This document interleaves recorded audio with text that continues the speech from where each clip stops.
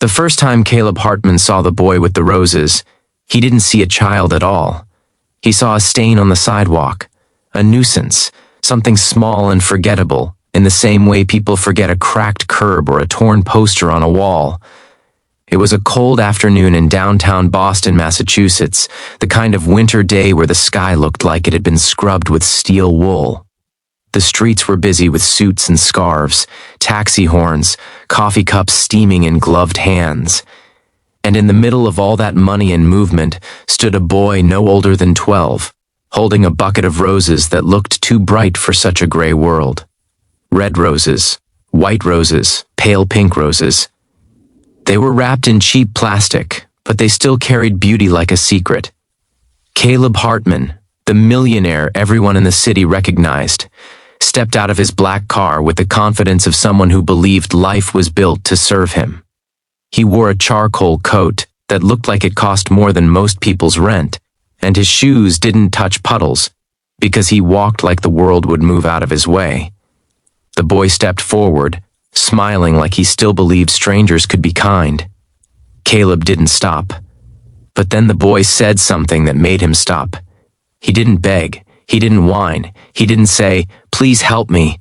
Instead, he lifted the roses slightly and spoke with a strange calm in his eyes, like he had practiced courage in front of a mirror. And Caleb, annoyed by the interruption, turned fully toward him. That's when it happened. Caleb smirked, the kind of smirk that came from years of being untouchable, and he said loudly enough for people nearby to hear, "Sell me these roses in Arabic and I'll pay you $100,000. The words weren't just a challenge, they were a weapon, a public humiliation disguised as a game. The boy didn't flinch. He just stared at Caleb with eyes that looked too old for his face, as if he had already met hunger, cold, and disappointment, and none of them had managed to steal his dignity. And then Caleb watched the boy's lips part. He watched the boy breathe in, and he watched the boy speak Arabic like it was written into his bones.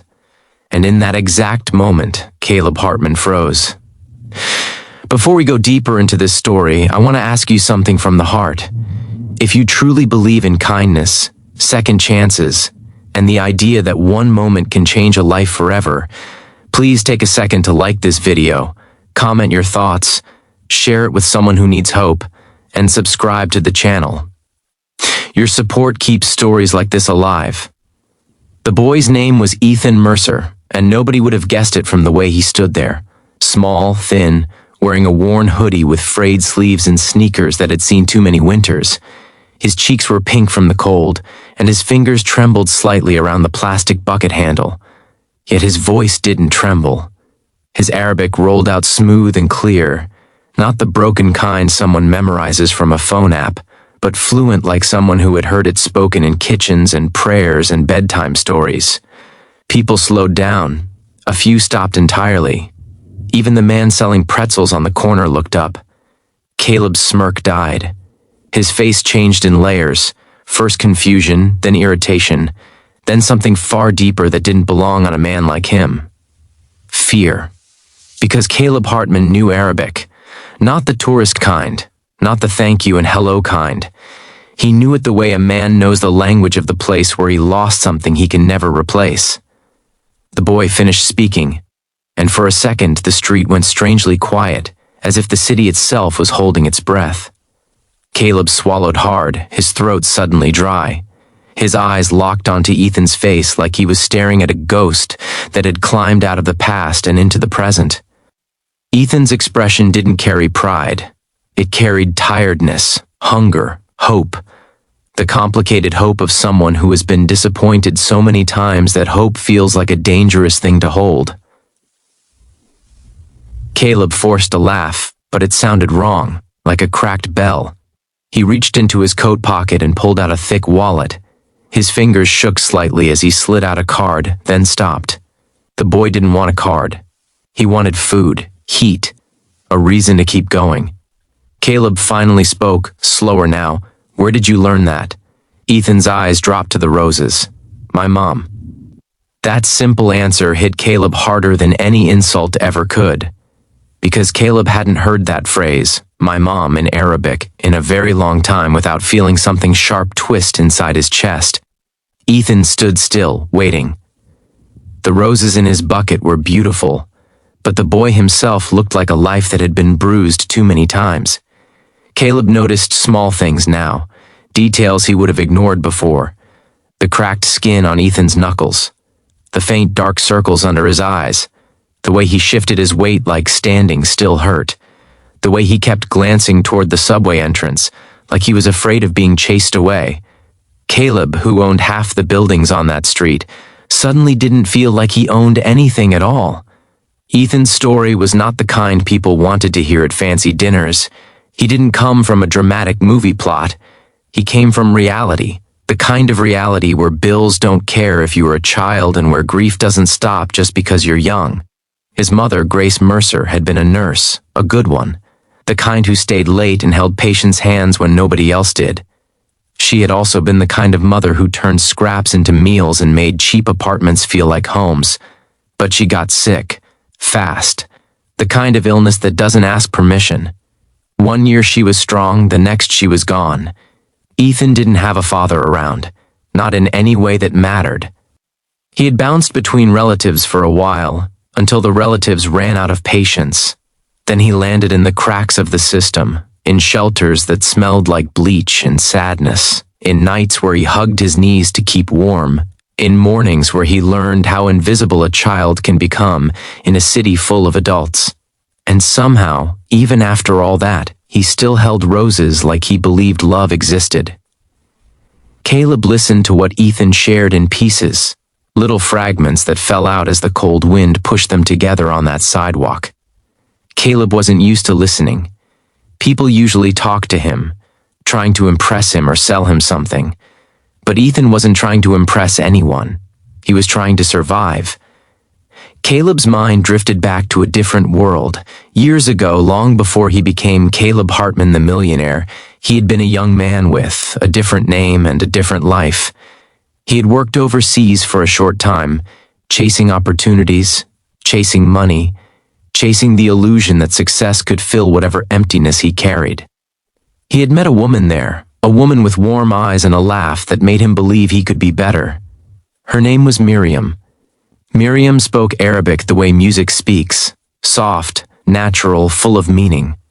She had taught Caleb phrases, not just words but emotions wrapped inside them. She had once told him that language is more than speech. It's memory, it's identity, it's love. But Caleb had left. He left for business, for ambition, for selfish reasons he later justified as necessary. He promised he would return. He promised he would take her with him. He promised a future. Then life happened. A tragedy overseas, a violent incident that made headlines for a week and disappeared from public memory. Caleb survived, Miriam didn't, or at least, that's what he had been told. Caleb built his empire on top of that grief like a man building a mansion on a grave. He never talked about it, never opened that part of his heart again. He turned his emotions into steel, his pain into profit, and the world rewarded him for it, until a boy with roses spoke Arabic on a Boston sidewalk and cracked that steel wide open. Caleb stared at Ethan and realized something terrifying. The boy's eyes looked like Miriam's, not exactly, but enough to make Caleb's stomach drop. Caleb asked Ethan where he lived. Ethan hesitated, then admitted the truth. He didn't have a real place.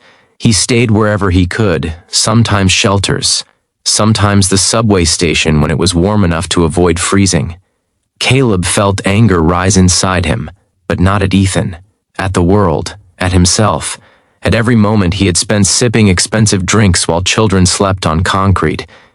He made a decision right there that shocked even him. He told Ethan to get into the car. Ethan didn't trust him at first. His body language said he had learned the hard way that kindness often comes with traps. But Caleb didn't rush him. He simply took off his own gloves and placed them in Ethan's hands, then opened the car door and waited like a man trying to prove he still had a soul. Ethan climbed in.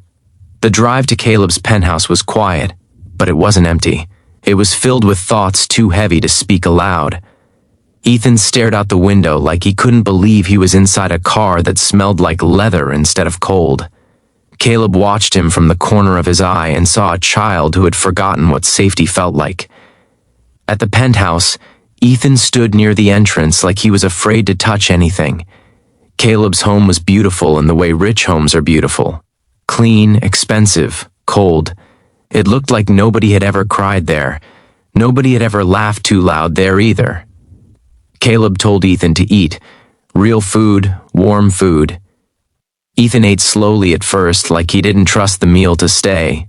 Then he ate like a starving child who finally realized the food wasn't going to be snatched away.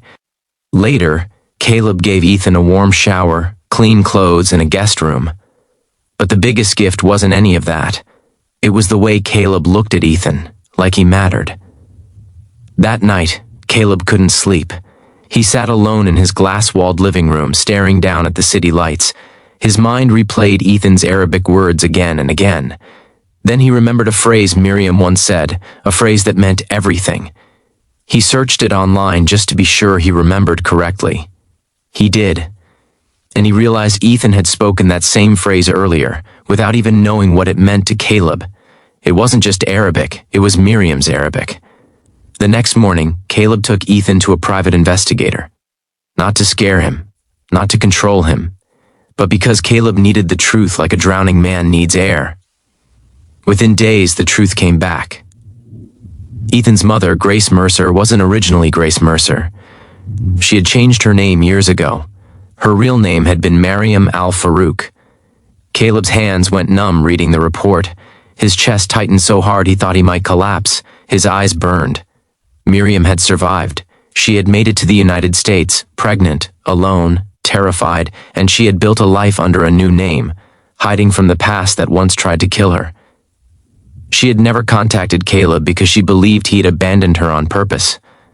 She believed she was nothing but a chapter he wanted to forget. And Ethan was Caleb's son. The world tilted. Caleb Hartman, the man who mocked a child for entertainment, suddenly understood he had mocked his own blood. He had walked past his own son on a sidewalk like he was trash. He found Ethan in the kitchen later that evening, quietly arranging the leftover roses in a glass vase like he didn't want beauty to die.